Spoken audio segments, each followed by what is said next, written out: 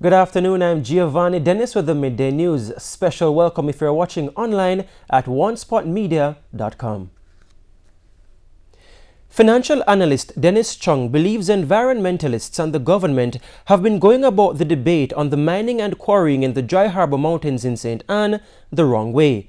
Mr. Chung says whenever these issues arise, they are not dealt with properly, leading to a tit-for-tat in the public domain. He's suggesting the selection of an independent auditor to determine the cost-benefit analysis of the project.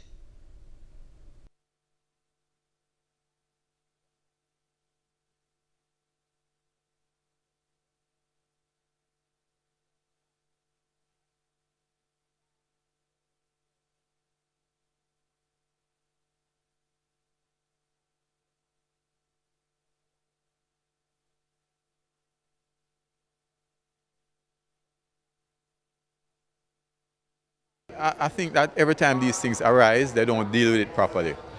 So the government has a very good point in that they need to develop the economy, and the environmentalists need to understand that there are technologies nowadays that allow you to have economic development and also to protect the environment. And they must understand that poverty also is one of the worst forms of abuse to the environment. So we have to have some economic development. And we have to find a safe way. The government also needs to understand that we need to protect the environment. So there needs to be a win-win solution. Mr. Chung says from his observation, whenever these issues arise, objectivity is thrown out the window. If I was dealing with it, I would sit down with them and I would say, listen, can we look at an impact assessment, do some cost-benefit analysis, and whatever that shows, I mean, have some independent person that both of them agree with, then you look at it and say, this is what we can do or this is what we can't do. Just have a proper cost-benefit analysis done and inform the country about that instead of, words in the media all the while where we don't know what the true position is. Stakeholders in Trelawney are raising concern about the negative impacts of ongoing tourism development projects in the parish. Fisherfolk have raised an alarm as developers are blocking their access to the sea by privatizing beachfront properties. Councillor for the Falmouth Division, Garth Wilkinson, is echoing the fishers' complaints, noting that marine life is also being impacted. All the way along from Rock, go all the way to Duncan's was actually lots of land where the turtles used to come in and nest. You can see the fences put up. We did it from down Excellent side, come all the way up here, going all the way back to Duncan's. Because we have development taking place all along this coastline. So what happens is the nesting ground for the turtles no longer exists. He says in addition to tabling the motion in the Municipal Corporation meeting, he's also written to the Environment Minister about the issue. Colonel Charles Jr. did a nice article, October the 28th, where he stated that he wants to have the citizens of Jamaica have access to the beach. So I've written a letter to him asking that in what he's raising in Parliament, he include the fisher folks. Still in Trelawney, the Municipal Corporation says no effort will be spared in getting business operators to abide by the regulations which govern the construction of buildings. It comes as a number of illegal structures have been identified in the parish which are causing serious problems for the corporation. OSHANE Masters has that story. Strict building guidelines will be enforced in Trelawney. That's the word from Chairman of the Municipal Corporation in the parish, Colin Gager. He says for too long, persons have been allowed to erect illegal buildings in the parish without consequence. He says that will be no more as these illegal buildings have affected drains and partially blocked some roadways. What we will find in Trelawney, people building by the roadside, you start up a business, you construct a plyboard shop, but it is in the middle of a drain. And it blocks off the drain. We can't have that. So our team is going around looking at all of these problems that exist, and we are going to be serving notices. He says also of grave concern to the corporation is the building of homes in the morass areas as they are disturbing crocodile habitats. Because of that, you find even the crocodiles leaving their habitat and is coming out into the street now because human beings is invading their homes. So we have been busy serving notices. So far, 20 notices have been issued, with the corporation saying there are many more to come. In the meantime, the chairman says the illegal buildings are often those needing assistance whenever there's a hurricane or flooding. If you are building without a plan, we'll have to take action because it is some of these houses, because of material poor construction, it comes down when you have the simplest of a storm or a hurricane or flooding. So we have to look at all of that, see where you are building, and we will decide and say, listen, we can't accommodate you here because this place is prone for flooding. Mr. Gauger says going forward, a zero-tolerance approach will be taken towards building in restricted areas. Our building officers, they are busy going around, and they are going through the various divisions to look at all of the breaches and to see how best we can protect you and protect your money that you are spending. Now, this measure also falls in line with the recent announcement by Prime Minister Andrew Holness in having some areas designated disaster zones.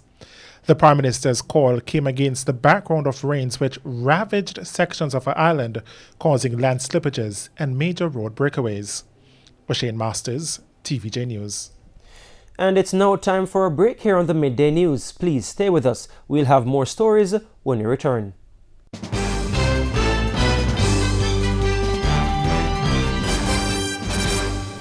Welcome back, and we're continuing the news. A family in mourning is planning to take legal action against the University Hospital of the West Indies after their loved one died following an operation at the health facility. The family is accusing the hospital of negligence. Prince Moore has their story. This is Cameron Blake. He was diagnosed with thyroids at the University Hospital of the West Indies last November. But it wasn't until February of this year that he was admitted to the health facility. But due to the emerging cases of COVID-19 in the country, he was later discharged. Mr. Blake was forced to return to the hospital after his condition worsened. This time, he was scheduled to do a surgical operation on Wednesday, October 28. But 2 days before the set date for the operation, Mr. Blake's wife received a call from his doctor. The doctor called me now Monday night and said, Mrs. Blake, he's getting low, but you know what I'm going to do? I'm going to take him down by ICU because he cannot breathe. Yet, instead of going into the intensive care unit, Mr. Blake was taken to the operation theatre. They didn't tell me that they was going to take him to theatre.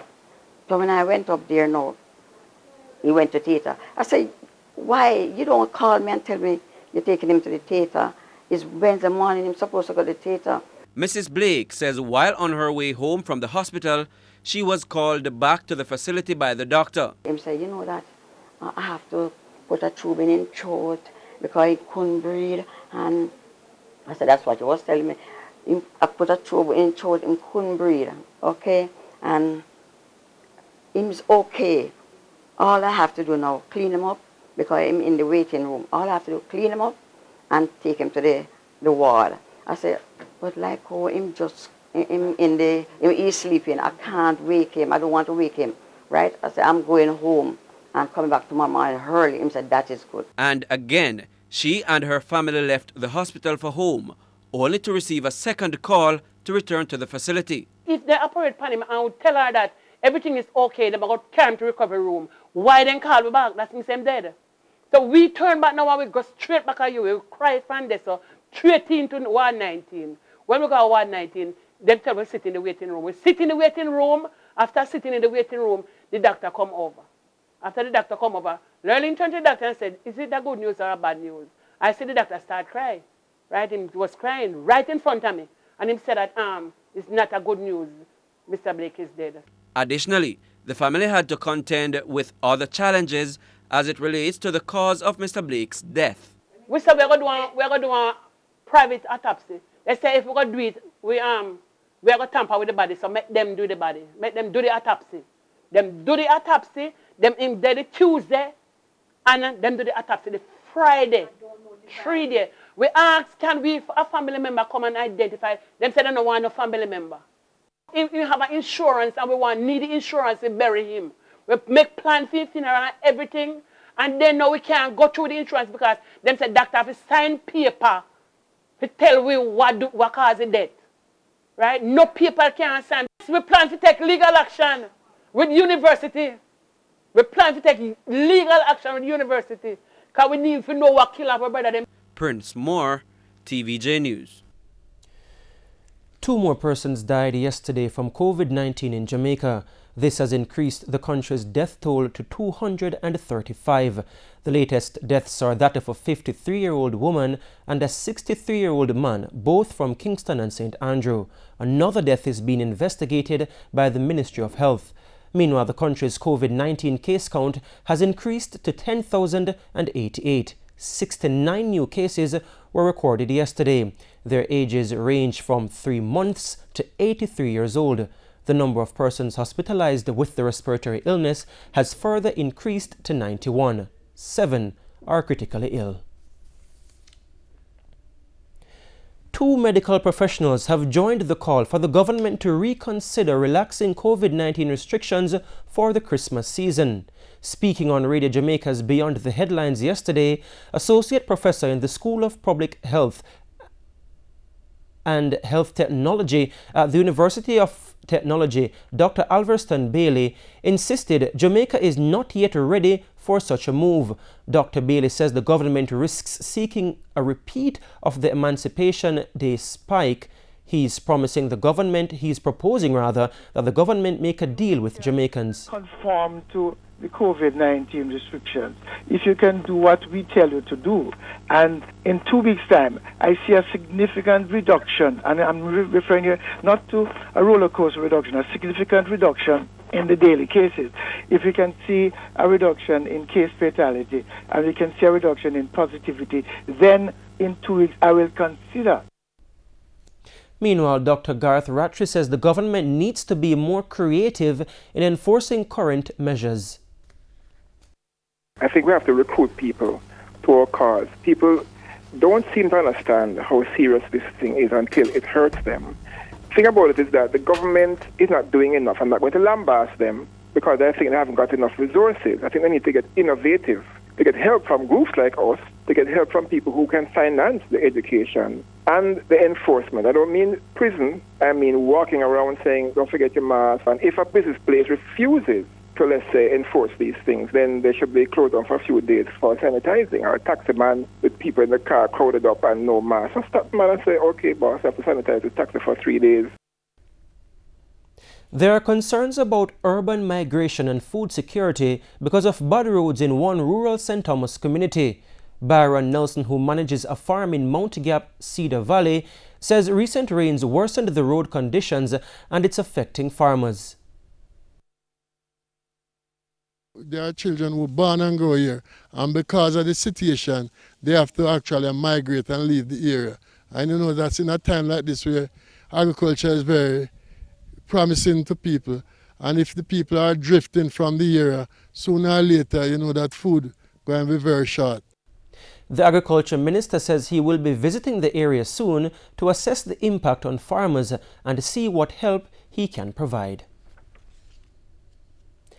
In news overseas, British researchers are reporting that AstraZeneca's experimental coronavirus vaccine appears to work safely in older people. According to the article published in the Lancet Medical Journal, it generates as strong an immune response in those over the age of 70 as it does in younger people. The Phase 2 trial didn't show whether the vaccine protected volunteers from infection, but it provided an immune response that would be expected to provide protection. AstraZeneca, which developed its vaccine with researchers at Britain's Oxford University, is testing its vaccine in Phase 3 clinical trials around the world. This is the last stage before seeking regulatory approval. The Phase 2 results published Thursday involved 60 volunteers aged 18 and up, and 240 of them over the age of 70, and that should have been 560 volunteers. In sports, as the Ministry of Sports continues its investigation into the circumstances surrounding two Premier League clubs, Portmore United and Cavalier, taking part in unsanctioned practice games recently, the Professional Football Jamaica Limited has weighed in on the matter, noting that clubs would never intentionally do anything that would adversely affect their attempts to get the league started. Simon Preston has that story.